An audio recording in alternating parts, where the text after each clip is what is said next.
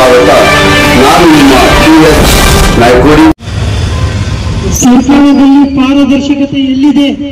ಸಾರ್ವಜನಿಕ ಮಾಹಿತಿ ಅಧಿಕಾರಿಗಳು ಕೇಳಿರುವ ಮಾಹಿತಿಯನ್ನು ಸಮಯಕ್ಕೆ ಸರಿಯಾಗಿ ನೀಡುತ್ತಿದ್ದಾರಾ? ಮಾಹಿತಿ ಹಕ್ಕು ಕಾಯ್ದೆ ಬಳಕೆದಾರರನ್ನು ಬ್ಯಾನ್ ಮಾಡಲು ಯಾವ ಕಾನೂನಿನಲ್ಲಿ ಅವಕಾಶ ಇದೆ? ಮುಖ್ಯ ಆಯುಕ್ತರೇ, ಇವತ್ತಿನ ದಿನ ಈ ಒಂದು ಫ್ರೀಡಂ ಪಾರ್ಕ್ ನಲ್ಲಿ ನಾವೇನು ಸಭೆ ಹೋರಾಟವನ್ನು ಹಮ್ಮಿಕೊಂಡಿದ್ದೀವಿ. ತಾವು ನಿಜವಾಗ್ಲೂ ಮಾಹಿತಿ ಹಕ್ಕು ಬಳಕೆದಾರರ ಬಗ್ಗೆ ಏನಾದರೂ ತಮಗೆ ಜ್ಞಾನ ಇದ್ದರೆ ಇವತ್ತಿನ ನಾವು ಈ ದಿನ ಬಂದ್ಬಿಟ್ಟು ತಾವು ನಮ್ಮ ಮುಂದೆ ನಾವು ಏನ್ ಕೇಳ್ತೀವಿ ಅದನ್ನ ನೀವು ಆನ್ಸರ್ ಮಾಡಿ. ಯಾವುದಕ್ಕೋಸ್ಕರ ನೀವು 7 ಜನಗಳನ್ನು ಬ್ಲಾಕ್ ಲಿಸ್ಟ್ ಅಲ್ಲಿ ಹಾಕಿದ್ದೀರಿ? ಆಗೋದಕ್ಕೆ ನಿಮಗೆ ಅಧಿಕಾರ ಕೊಟ್ಟವರು ಯಾರು? ದಯವಿಟ್ಟು ಇವತ್ತಿನ ದಿನ ಇದೇ ಫ್ರೀಡಂ ಪಾರ್ಕ್ ಅಲ್ಲಿ ನಮ್ಮ ಸಂಸ್ಥೆಯ ಎಲ್ಲ ನಮ್ಮ ಜನಸ್ನೇಹಿಯಾಗಿರ್ತಕ್ಕಂತಹ ಡಾಕ್ಟರ್ SR ರಾಘವೇಂದ್ರ ಸರ್ ಅವರ ಅಧ್ಯಕ್ಷತೆಯಲ್ಲಿ ಇವತ್ತಿನ ದಿನ ಈ ಹೋರಾಟವನ್ನು ಹಮ್ಮಿಕೊಂಡಿದ್ದೇವೆ. ತಾವು ಏನಾದರೂ ನಮ್ಮ ಬಗ್ಗೆ, ನಮ್ಮ ಮಾಹಿತಿ ಬಳಕೆದಾರರ ಬಗ್ಗೆ ಏನಾದರೂ ತಮ್ಮಲ್ಲಿ ಕೇಳೋದಾದರೆ ಇವತ್ತು ಬನ್ನಿ, ನಾವು ನಿಮಗೆ ಆನ್ಸರ್ ಮಾಡಲು ಸಿದ್ಧರಿದ್ದೇವೆ.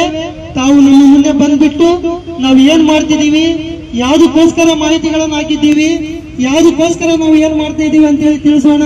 ತಾವು ಬನ್ನಿ, ನಾವು ನಿಮಗೆ ಏನ್ ಕ್ವಶನ್ ಮಾಡ್ತೀರಿ ನಾವು ಆನ್ಸರ್ ಮಾಡೋದಕ್ಕೆ ರೆಡಿ ಇದ್ದೀವಿ. ನಮ್ಮ ಜೊತೆಯಲ್ಲಿ ಇಡೀ ಕರ್ನಾಟಕದಾದ್ಯಂತ ಜಿಲ್ಲೆಯಿಂದ ಬಂದಿರತಕ್ಕಂತ ನಾವು ಎಲ್ಲ ಕಾರ್ಯಕರ್ತರಿದ್ದೀವಿ.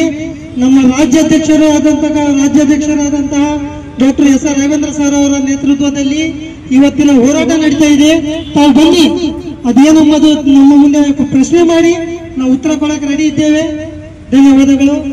ಹೀಗೆ 7 ಮತ್ತು 20 ಮಂದಿ ಮಾಹಿತಿ ಹಕ್ಕು ಕಾಯ್ದೆ ಬಳಕೆದಾರರನ್ನು ಬ್ಲಾಕ್ ಲಿಸ್ಟ್ ಮಾಡಿರುವ ಕರ್ನಾಟಕ ಮಾಹಿತಿ ಆಯೋಗದ ನಡೆಯನ್ನು ಇವತ್ತು ಖಂಡಿಸಲೇಬೇಕೆಂದು ನಾವು ಇಲ್ಲಿ ಫ್ರೀಡಂ ಪಾರ್ಕ್ ಅಲ್ಲಿ ಹೋರಾಟವನ್ನು ಹಮ್ಮಿಕೊಂಡಿದ್ದೇವೆ.